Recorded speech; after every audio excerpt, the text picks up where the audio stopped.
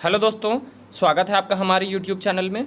आज हम लोग स्टैटिक जीके का टॉपिक पढ़ने वाले हैं जिसका नाम है भारत में भाषाएं। लैंग्वेजेस के बारे में हम लोग इसलिए पढ़ेंगे क्योंकि रेलवे ग्रुप डी का जो एग्ज़ाम चल रहा है उसमें हर एक शिफ्ट में आपका लैंग्वेजेस से क्वेश्चंस पूछे गए हैं। तो इसी टॉपिक को हम लोग क्लियर करने के लिए ये वीडियो लेकर आए हैं, तो वीडियो को अंत तक जरूर देखिएगा। सारी चीज़ें आपको यहीं पर कवर करा दी जाएंगी। तो देखिए, स्टार्ट करते हैं। पहले हम लोग थोड़ा सा थ्योरी पढ़ेंगे, फिर हम लोग MCQs लगाएंगे, तो आपकी सारी चीज़ें प्रिपेयर हो जाएंगी। तो देखिए, कुल हमारे भारत में 22 भाषाएं हैं जो हमारे 8वीं अनुसूची भारत संविधान में जोड़ी गई हैं। तो देखते हैं कि कौन से आर्टिकल्स हैं जो डील करते हैं हमारे लैंग्वेजेस से।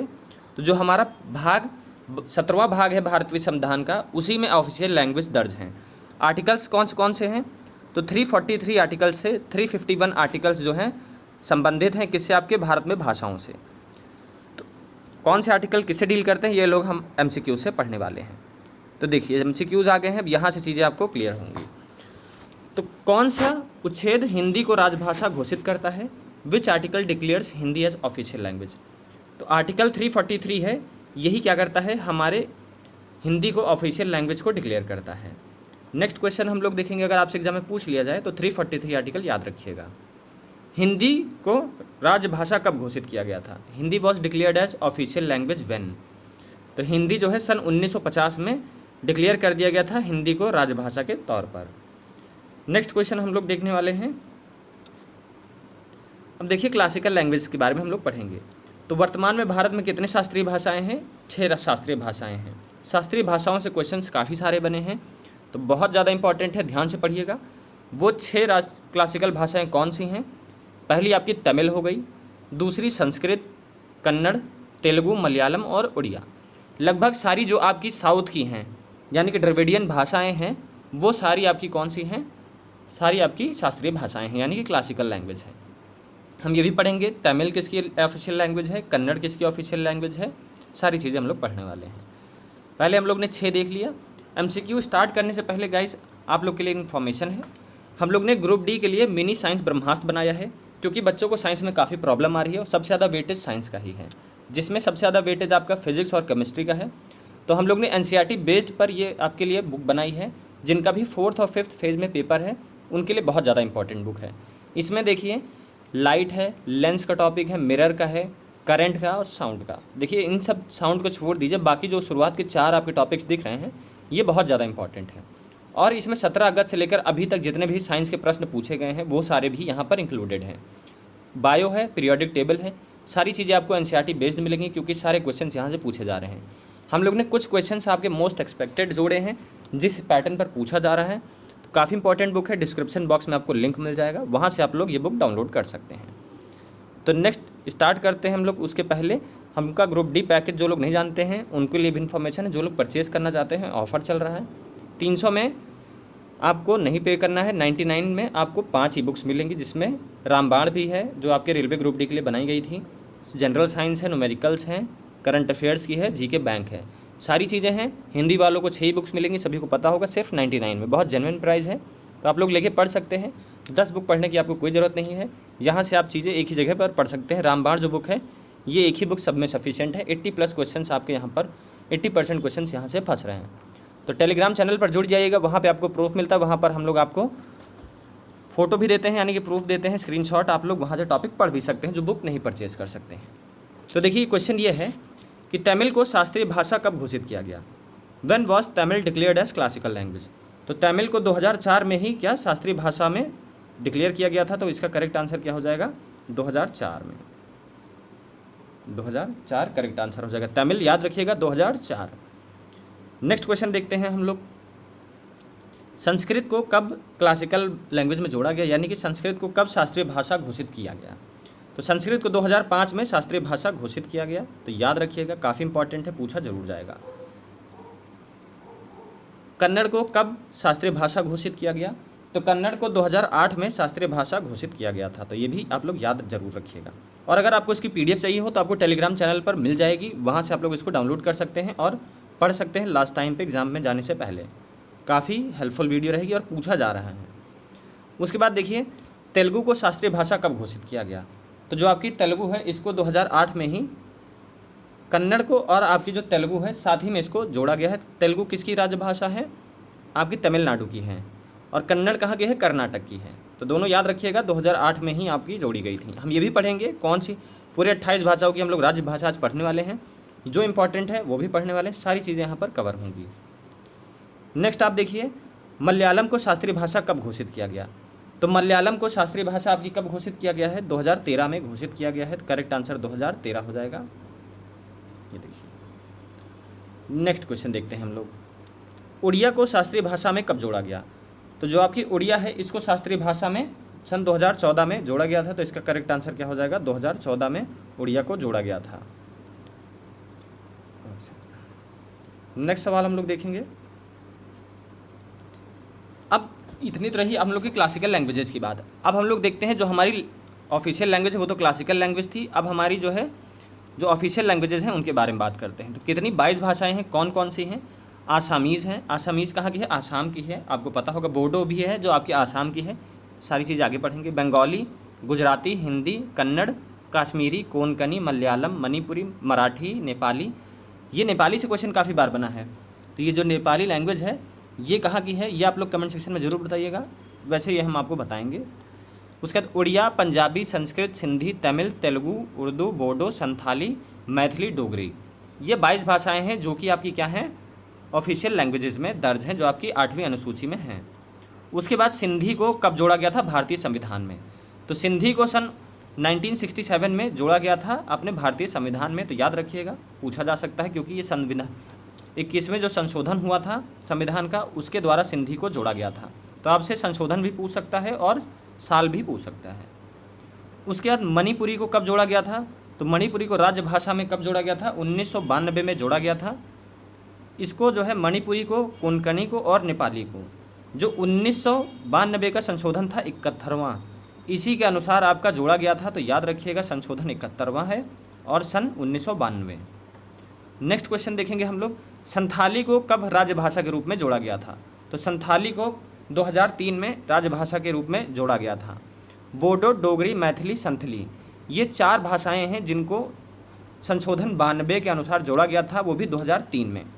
तो ये चीज़ हो गई आपकी 2003 में जोड़ा गया था।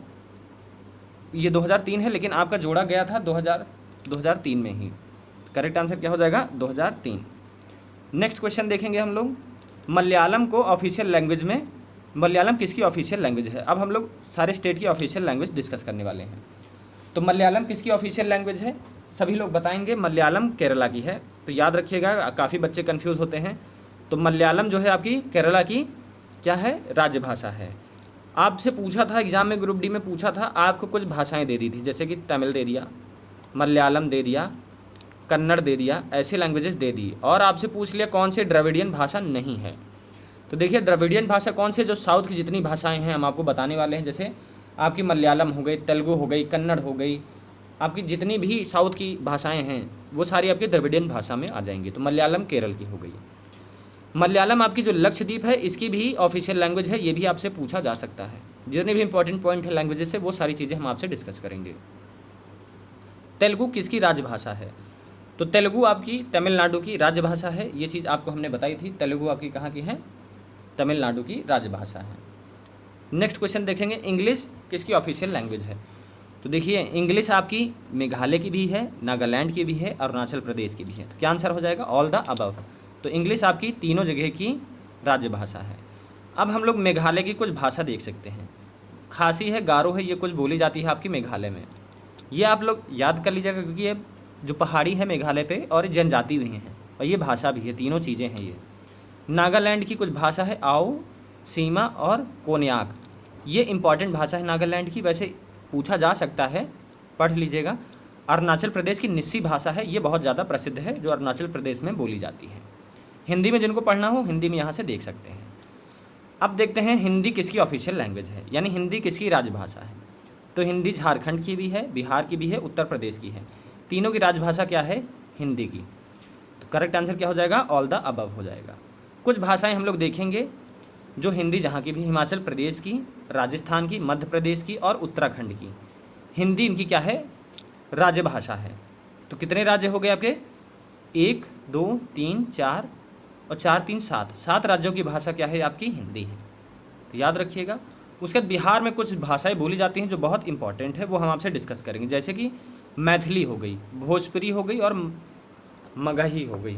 ये कुछ इंपॉर्टेंट भाषाएं हैं। जैसे मैथिली काफ़ी बार एग्जाम में पूछी गई, भोजपुरी तो नहीं पूछी जाती, बट आपका जो मैथिली है ये एग्जाम में काफ़ी बार पूछा गया है, जो बिहार की है। झारखंड की संथाली बहुत ज़्यादा इंपॉर्टेंट है, मुंडारी, ये कुछ दो जो भाषाएं हैं झारखंड की बहुत इंपॉर्टेंट है, जिसमें कि संथाली बहुत ज़्यादा इंपॉर्टेंट है, ये पूछा जाता है। भारत में उत्तर प्रदेश में अवधी जो होती है ये बोली जाती है ब्रज भाषा, और बुंदेलखंडी आपके मध्य प्रदेश में भी बोली जाती है। तो उत्तर प्रदेश में अवधी और ब्रज भाषा ये दोनों बहुत ज़्यादा इंपॉर्टेंट हैं। हिमाचल प्रदेश में पहाड़ी और किन्नौरी, राजस्थान में मारवाड़ी बोली जाती है, सभी को पता होगा, धुंडारी और मेवाती, ये कुछ इंपॉर्टेंट भाषाएं हैं जो बोली जाती हैं, राजस्थान में बहुत इंपॉर्टेंट है। मध्य प्रदेश में बुंदेली और बघेली, बघेली काफ़ी बार एग्जाम में पूछा गया है, तो बघेली आपका मध्य प्रदेश में काफ़ी ज़्यादा बोले जाने वाली भाषा है। गढ़वाली ये भी बहुत ज़्यादा इंपॉर्टेंट है, उत्तराखंड में बोली जाती है। तो ये कुछ भाषाएं हैं जो आप लोग ज़रूर पढ़ के जाइएगा, एग्ज़ाम में पूछा जरूर जाएगा। आगे पूछते हैं कोंकणी किसकी राजभाषा है। तो जो आपकी कोंकणी है ये आपकी गोवा की क्या है, राजभाषा है। गोवा की और किसकी, दमन एंड दीव की और गोवा की दोनों की कोंकणी राजभाषा है। कोंकणी काफ़ी बार पूछी जाती है, जैसे दमन एंड दीव का आपसे ज़रूर एग्जाम में पूछा जाएगा, तो याद रखिएगा कोंकणी हो जाएगा। नेक्स्ट क्वेश्चन देखिए, कन्नड़ किस राज्य की राजभाषा है। तो देखिए कन्नड़ मैंने बताया था अभी कर्नाटक की राजभाषा है, और कुछ राजभाषा जो है आपकी बोली जाती हैं कर्नाटक में, वो कौन कौन सी है, दक्कनी है, तुलु है, कोडावा है, बियरी है। वैसे आपको पढ़ने की जरूरत नहीं है, आपके लिए कन्नड़ बहुत ज़्यादा इंपॉर्टेंट है, यही सफिशिएंट है, इसी से पूछा जाएगा। नेक्स्ट क्वेश्चन देखिए, कोरबरोक काफ़ी ज़्यादा इंपॉर्टेंट लैंग्वेज है और बोली जाती है कहाँ पर, त्रिपुरा में, बहुत ज़्यादा इंपॉर्टेंट है, 2 बार आपके ग्रुप डी एग्जाम में रिपीट हो चुका है। तो त्रिपुरा की लैंग्वेज है। बंगाली को भी त्रिपुरा की एक राजभाषा घोषित की गई थी।